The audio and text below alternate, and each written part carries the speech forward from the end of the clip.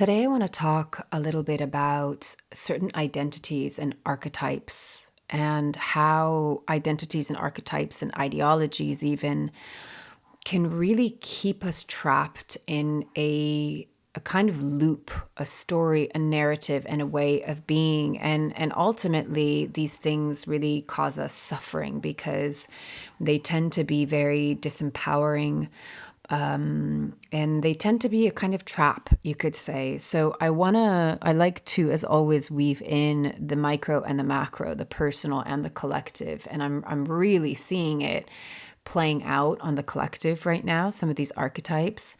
And of course, I've seen it in my work over the past 15 years. So yeah, I think a lot of people will relate to the victim because we all of us have a little bit of the victim archetype within us. But there's a few other ones that I want to drop in and talk about as well. So let's dive in.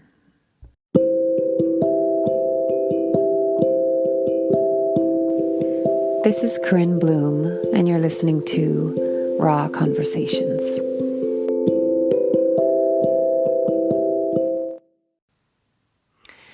So if you've worked with me or if you followed me, you'll hear me say a lot that a lot of why we're trying to do this work is to come to as clear a lens as possible. It's impossible to be totally objective because we will always see through our own personal lens, and we have a personality and we have an ego and we have our beliefs and our wounds and our fears and our insecurities and whatever, our desires. We have our own kind of personal view of life and existence and consciousness itself. So there's not necessarily anything wrong or bad about that, but nothing can be perfectly objective. But with that said, the reason why we move through and work with beliefs and all of these things is to bring it to as close of a clear lens as is possible. So the thing is like if we look right away at identities or archetypes, they keep us in, like using the analogy of a lens, they keep us in a tinted lens. It's not seeing objectively. It's not seeing neutrally. It's seeing very much through the lens of that particular character, let's say. And the thing is, with all of these characters, these archetypes, these identities, if we're not in a state where we can just observe them as a part of us, that, maybe we need to work through. But if it's something that's very unconscious and we're not able to reflect back and have awareness on it, we're not able to watch it consciously, witness it consciously, but it's kind of happening to us and we are over-identified. We're just identified, not even over-identified, but we're just super identified with that archetype or that part of us. That's when a lot of behavior is unconscious and we're kind of at the mercy of it. And then we get really wrapped up in the story and narrative as the truth, as the reality, right? And part of all of them have loops. All of them have a kind of self-fulfilling prophecy. And because it's an identity, right? And an identity doesn't want to be dismantled because what that means, what that signifies is non-existence. Whereas if we zoom out, we know, well, we're not just that part. We're not just that archetype. We're a more well-rounded human, but if you want to zoom out even further, we're not even just this human vessel. We are an infinite, eternal soul. This is my view. And if you're following me, you probably share or at least are open to that view. So I'm just going to be using my terminology, obviously, because I have to, speak authentically through my own experience. So all of this work is to expand our consciousness and expand our view to look peripherally as well and to create as clear a lens as possible. So the loop, let me give you some examples. And this is when I talk about these things having how they can have a detrimental effect on us is because they keep us trapped. They keep us trapped in this particular story, and there has to be this particular character, and then we attach and identify with it, and then that becomes our reality, and it becomes almost too scary to let go of it because of the fear of non-existence. So the activist, I see this a lot playing out in the collective and online especially. The activist, the irony of the activist is it will always look for something to fight for. And so what's actually happening is the intention of the activist might be a good one, but because the activist as an archetype is always seeking for something to fight against, it's actually always in the energy of fighting. It's actually not the activist as an archetype, okay? But really, I want to make that distinction. As an archetype doesn't actually necessarily always want resolution because it's interested in fighting against something. Similarly, the martyr will always look for the challenge. It will always look for something that's like, yeah, life is hard and it's challenging, and I have to persevere, and I need to show how I can get through hard things and hard times, and there's a validation, right? All of these archetypes are looking for a validation. Another example is the victim. This might trigger some people because all of this, I want to point this out, that most of this is very unconscious. We're not consciously making these choices. We're unconsciously caught in this behavior. But the loop and the cycle of the victim actually is looking for something or someone outside of itself to blame. It's almost looking for the perpetrator, because the victim, the entire identity of the victim is life is happening to me. You're doing this to me. That person is doing this to me. That group is doing that to me. Your decision is doing this to me. That is the victim. And the victim will always look for something outside of it to blame for its own suffering. So when we're looking at archetypes, we have to be very patient and compassionate and understand that it's a character, and these characters need a certain storyline in order for them to be validated. And so they deserve compassion because it's really easy to kind of vilify them. Or it's very easy, like if you catch yourself, even as you're listening to me right now, being a little bit triggered or getting a little bit defensive, I would really lovingly and kindly invite you to take a look at that, because when we get triggered, it signifies that we're taking something personal. And when we're taking something personal, it signifies that we believe something about that to be true about ourselves, whether we're conscious of it or not, right? So triggers are always invitations to look deeper into ourselves and go, why? Why am I being triggered? What part of me is being triggered?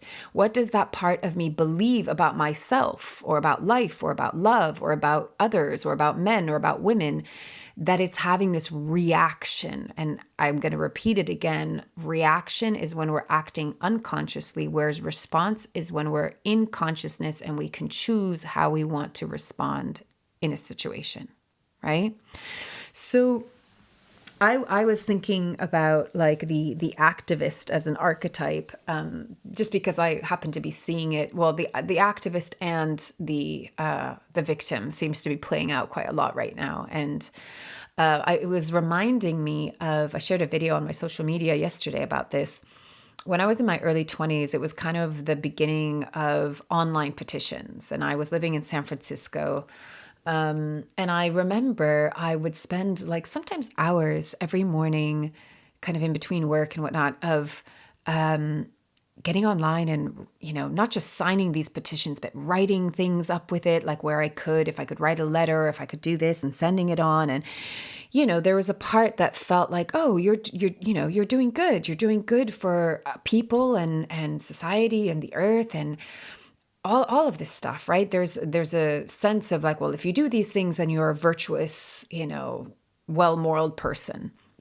And what I recognized after time was I was getting really tired. I was really tired. And I observed myself going, oh, It's because I'm just always angry, because when you're into, and I'm not throwing the baby out with the bathwater, right? I'm not saying that activism is a bad thing, but if you observe, there's a lot of anger, right? There is the energy of fighting because the activist needs to fight against something. And again, if it's not conscious, everything is different when we're coming from a place of consciousness where we're aware of what's motivating our behavior, what's driving us, and how we're implementing it, right? So we can have a really good intention, but if it's not backed up by conscious behavior, it can actually turn pretty sour, right? You have activists that can actually be quite violent, or quite like what I'm seeing right now is like a lot of hatred. There's a lot of hatred, and that to me is just the painful irony, because what happens in these cycles is that person or that archetype becomes the very thing that they're actually fighting against, right? They embody very similar characteristics of what they're fighting against, and that it's just a terrible, painful hypocrisy, right? So I recognized that it was like, God, I just feel like I'm in the kind of energy of fighting, the energy of anger. And I stopped, because I feel like, well, that's not contributing. That's actually not contributing to anything. And we underestimate the effect that we have just by our state of being. And so if what we're putting out there is, we're adding to the energy of fighting, it doesn't matter how well-intentioned our ideology is, our philosophy, our perspective, our whatever it is. If we're in that energy of fighting, or even worse, if we're creating division and we're actually moving into hatred through judgment because someone else doesn't share that ideology, then we're, to put it into terms that we often hear, we're not part of the solution, we're part of the problem. Now, if I bring it into, let's touch upon the victim, and I'm going to touch upon it both collectively and personally. So individually, I mean. So the victim often hands its power over, often unconsciously, but it hands its power over to the external. And that can play out both ways. Like the external, someone, something else, an environment either has the power to make the victim feel happy or to make the victim feel sad, to make the victim feel safe or to make the victim feel unsafe. And if you notice, that's a totally disempowered position to be in, because it is basing everything on the external, right? So there's a word for it. Oh God, it's something bias. Somebody had actually sent me a video about it this morning, and I'm gonna have to look up the term. But anyway, the title of it doesn't matter. But when the way your brain works, our brain works, is whatever it believes in, it will look for that to be validated in our reality. So it becomes a kind of bias, because what the brain does is it focuses only on that. And unless we can stay in that clear lens and look peripherally, really open our vision, when we go into the way the brain creates the bias, it's like tunnel vision, right? And so we're looking for the validation and the proof and the evidence for that thing. And then we're omitting everything else, right? So it's actually not objective. It's very subjective. And the brain is just basically collecting data to prove that thing and nothing else, right? It will make that right and everything else wrong. And that's actually not the reality of things at all. It's just a lens. It's a perspective. So, in that example, the belief systems and the identities that come with that will always look for the evidence to prove its point, right? Even if it causes us suffering. So the way beliefs work in that, somebody had said, if you want to look for evidence that you're not good enough, you will find it. If you want to look for evidence that you are good enough, you'll also find that too. So it's completely dependent on what your brain is looking for. An example, like a little game experiment that I have a lot of my clients do especially when I'm working around manifestation and making the point of we see what we focus on, is choose a color, like any color. And I want you for the rest of this day, or if you're listening to this in the evening, tomorrow, notice how many times you see that color. And you're going to be really like, hopefully humorously surprised at you're like, oh my God, everything is pink, or whatever. Everything is red or everything, whatever. It doesn't matter what color. It's like, I remember when I was doing research to buy a car. This was many, many years ago. And there's one particular car that I was interested in. I all of a sudden saw that car everywhere. I was like, oh my God, it's there and it's there and it's there. Yeah, because that's what my brain was focused on. So that's like a neutral example, right? There's no emotion attached to that. But when you attach it to an emotion and you attach it to an ideology and you attach it with a bunch of different belief systems, all of a sudden it gets quite heated. And if you haven't noticed over the last 5 years, people get into all sorts of arguments over ideologies, right? But if we don't have that expanded view, like, okay, let's go back to the victim. The victim will always look for the perpetrator. It will always look for something to be victimized by.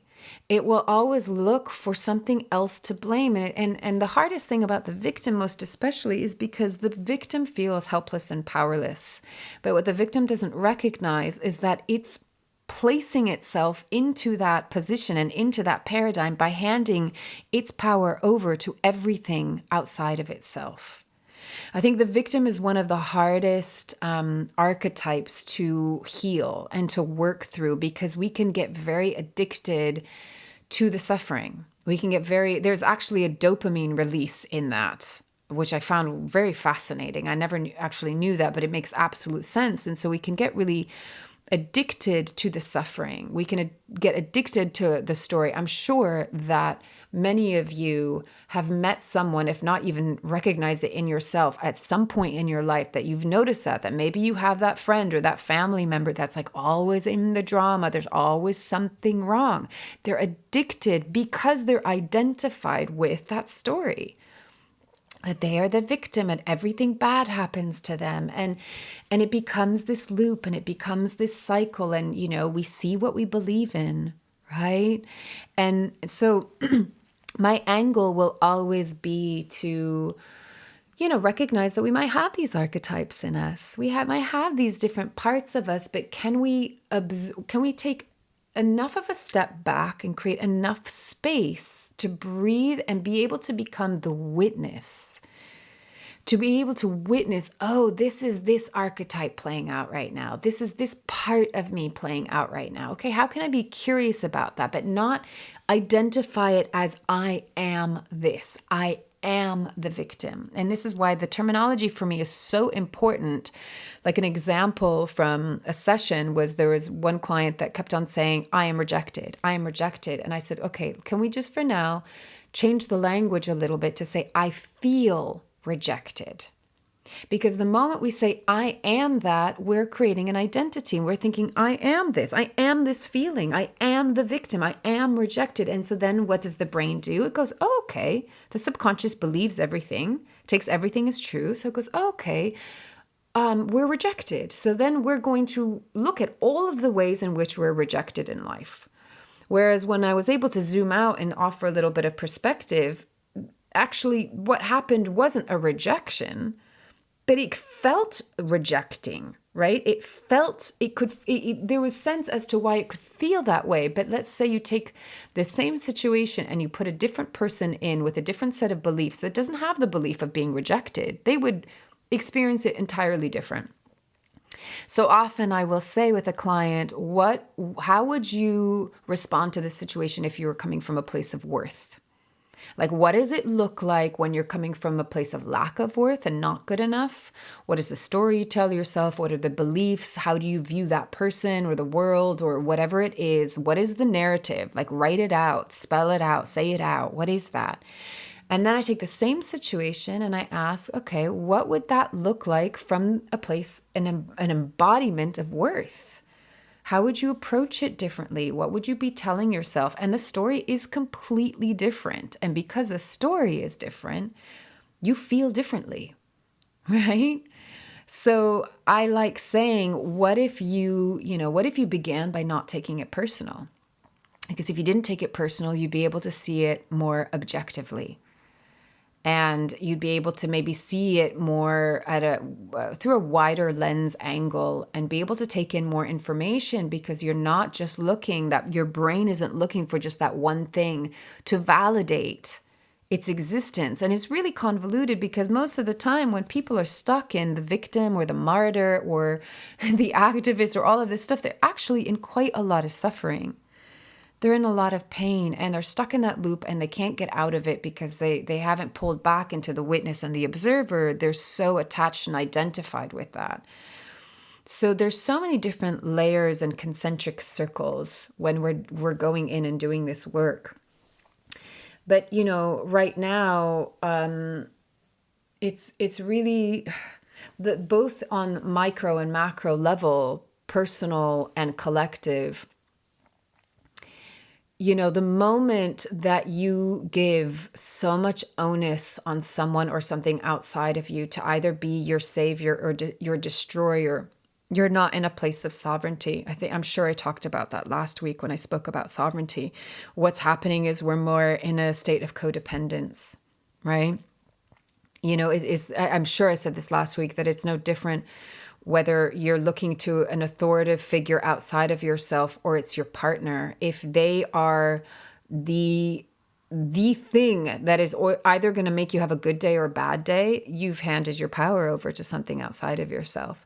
So taking it a step deeper from last week, talking about sovereignty, to now looking at, well, what are the archetypes and the identities that play themselves out that keep me from being sovereign, that keep me from being an autonomous being, a self-responsible, self-empowered being, right? So it's really good to be curious and to investigate, explore. Like, okay, what part of me, what does the archetype of the victim in me look like? How does it play out? What triggers it? What is its storyline and narrative? How do I behave? How do I feel? What are my emotions when the victim starts to play out? And, if anyone out there goes, oh, that's not for me, I don't have any victim in me, I would really gently, lovingly, kindly invite you to really dig a little bit deeper in that with curiosity, because not everyone has every archetype. But I do remember, when I was doing my studies ages ago, I do remember that there's 4 basic archetypes that pretty much every human has. And I don't remember them all right now. I'm sorry, but I do remember that the archetype of the victim is one of those. So I just think, with everything, look at these things without judgment. Look at these things without a preconceived idea of what it means and what it means about you. Because remember, you are not that. Your identity is not the archetypes. It's not the parts of you. Your true identity, your true I am, is the essence of who you are, right? And even your personality and your ego, we need an ego. We need a personality. Otherwise, we wouldn't be human. And if you want to look at it from a spiritual perspective, our soul wouldn't be able to have this experience of being human, right? We need the vehicle. So look at it from as expansive a view as possible, really setting judgment aside, because all of this should just be really kind of curious and inquisitive and interesting. It's an interesting experience. And what I would say is, if any part of your exploration you rub up against something where you're either in denial or it really triggers you, you're like, ooh, I don't like that. I don't like that. No, that's not me. Those would be the corners of yourself that I would say get even more curious about, because unfortunately we live in a society that doesn't integrate the shadow.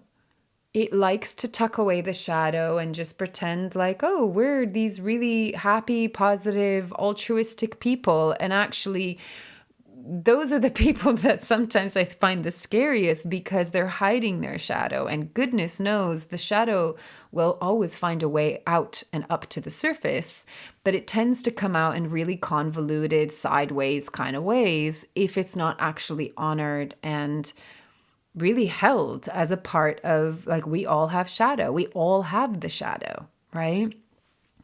I think those that can be with and in their shadow and say, yeah, I'm showing it, I'm putting it out on the table, right? I'm not claiming to be perfect. I'm not claiming to be some like virtuous saint, right? We all have a little bit of judgment in all of us. We've all hated at some point. We've all, lied at one point in our life. Like, okay, the more that we can accept the shadow and we can be with it and we can alchemize it and we can transmute it. But if any of us are pretending, because it is a pretending, that we don't have a shadow, then that gets into tricky territory, because that is literally a state of denial of just being human. It's kind of that thing of like, it's a really terrible analogy, and I'm really reticent to actually use it, but it's the second time it's come up in my mind, so I'm just going to say it. It's like the metaphor of, would you rather be, stabbed in the heart or stabbed in the back? Most people would be like, yeah, like, if you've got an issue with me, tell me to my face rather than talk behind my back. So I'm using, that's kind of come up as a metaphor of just when we face things head on, we're in truth. We're in truth, and truth is really powerful. It's really a powerful, potent energy. And there's a kind of solidity to that of, it's like, can you, for me personally, I would always prefer an ugly truth to a pretty lie. What we're doing is we're stepping into integrity. So integrity doesn't mean perfection. Doesn't mean that we need to be perfect or that we should be perfect, because that's not the design of a human being.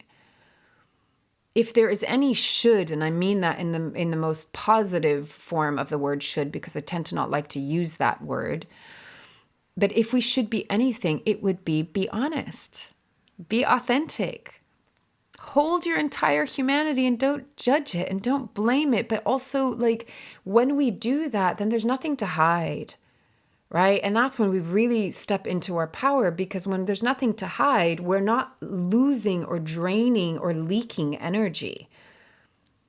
Like they say, a lie requires a lot of story, whereas the truth is just super simple. You don't need to remember anything. When it's a lie, you have to remember a lot. You have to memorize a lot, right? I think we're in a time of simplification, of coming back to the real simple things.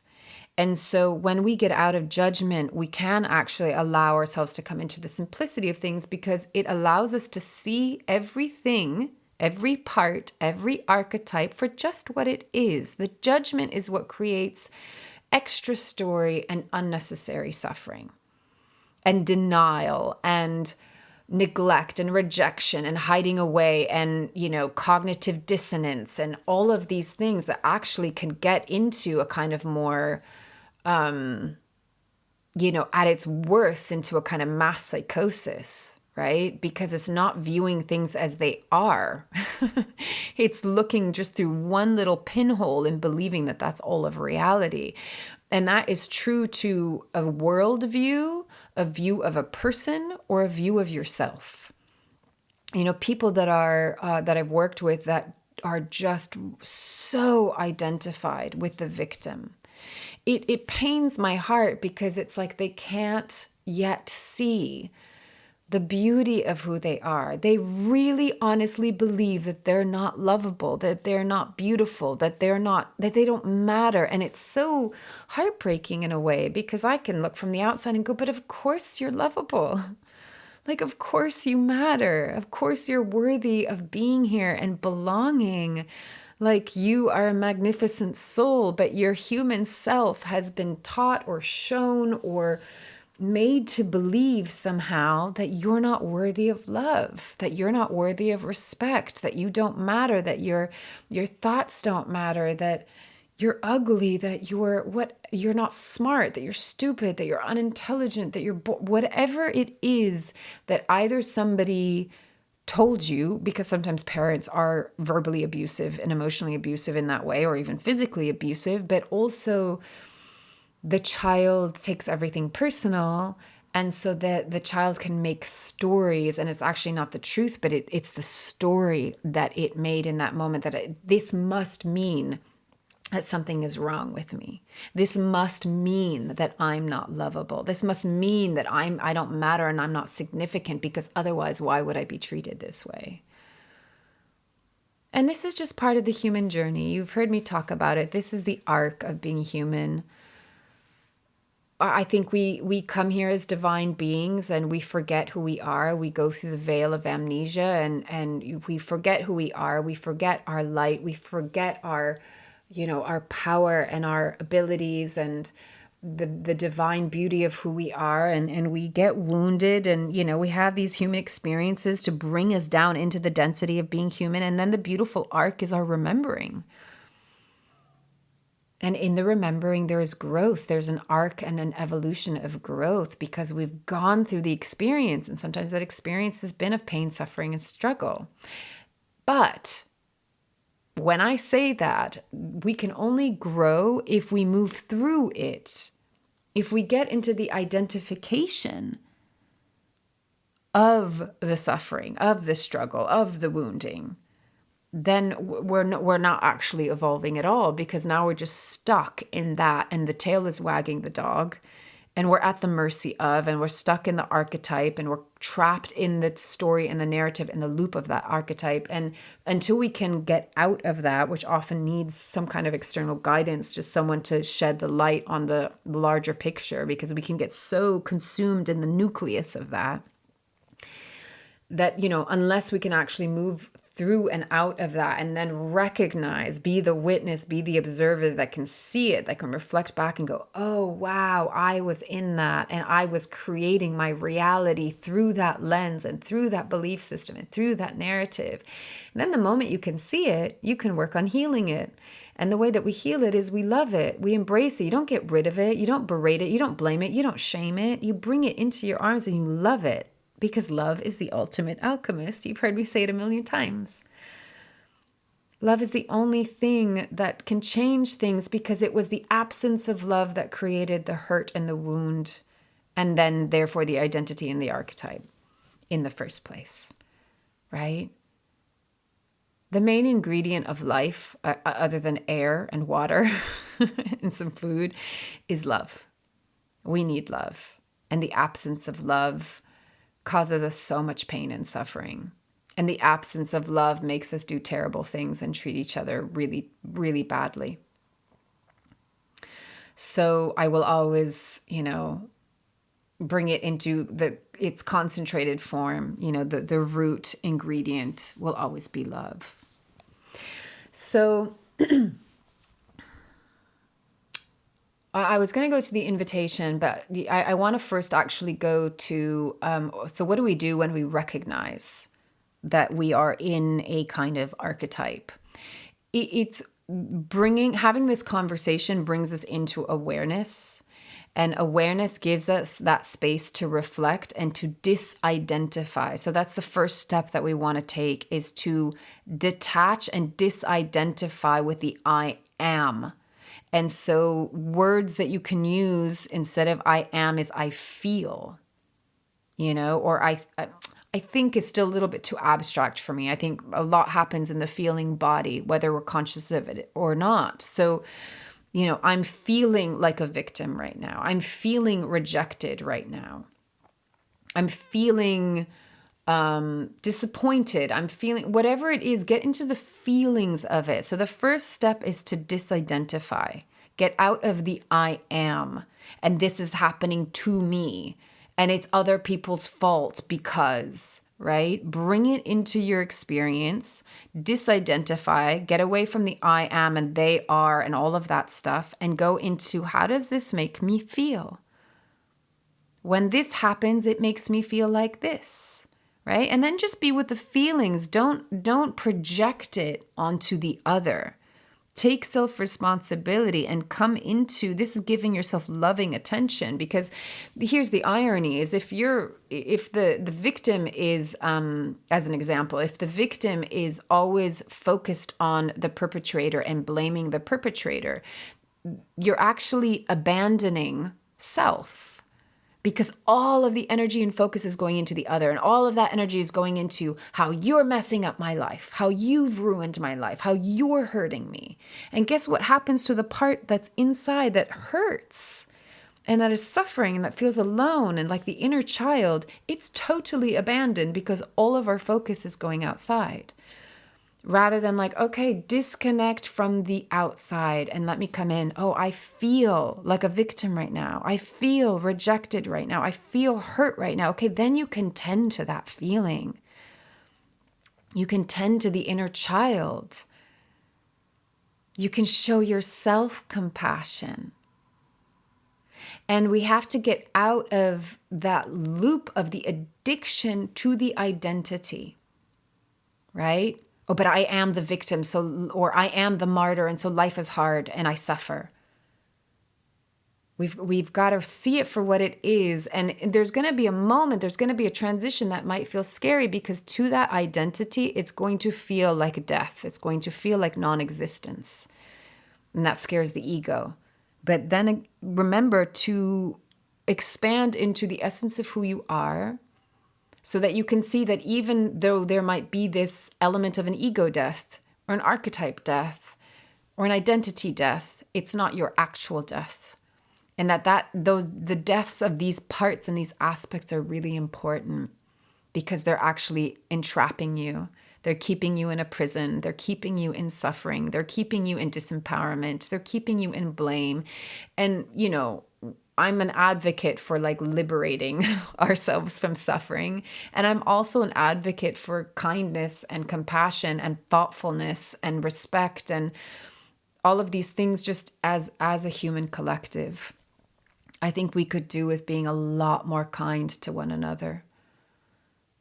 A lot less blame, a lot less judgment, a lot less hatred just because people don't fit into our belief systems or our ideologies or even make the same choices that we do, We've really created so much friction and conflict and judgment because of diversity and thinking that things should be homogenized,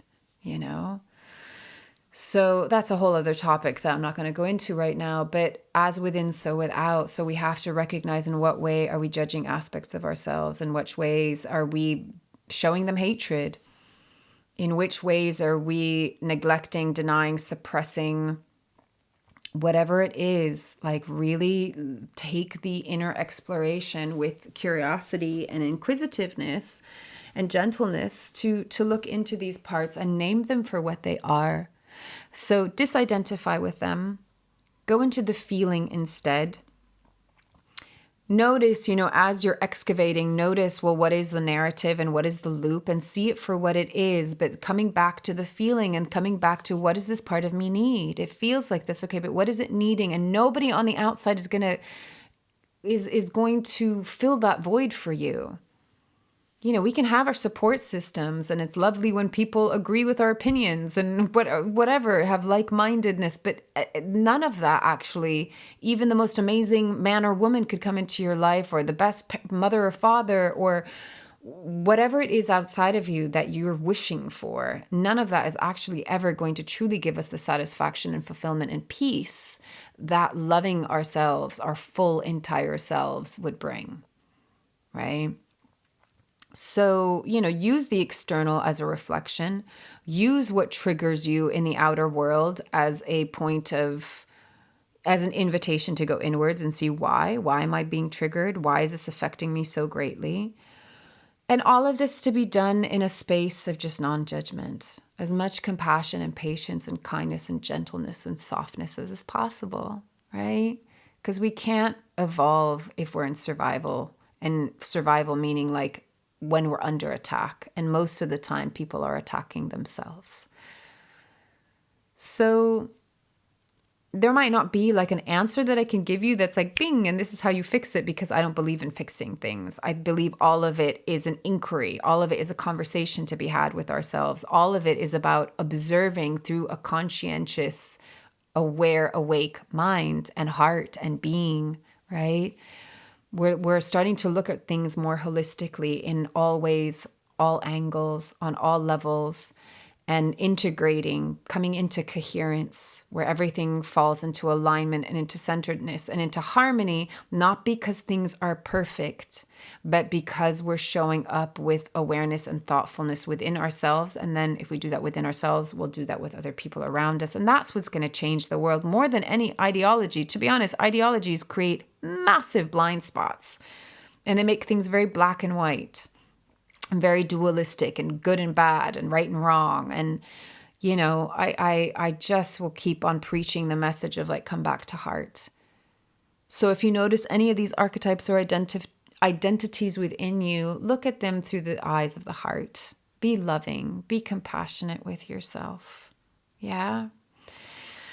Okay. So the invitation is just to do some digging, but do it in as always, do it with gentleness and kindness, and just recognize, oh, what archetypes do I fall into sometimes?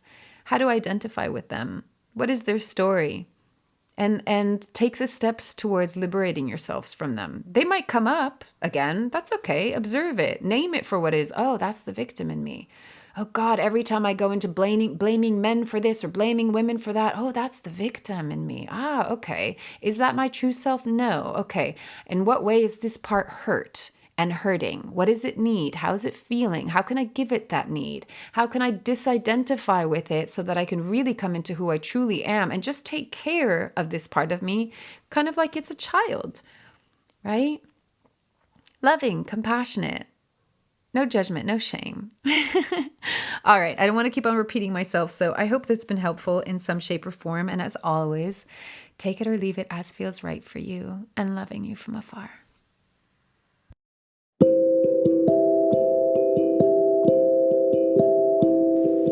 You've been listening to Raw Conversations with Corinne Bloom. Thanks so much for showing up, listening in, and being a part of the conversation with me.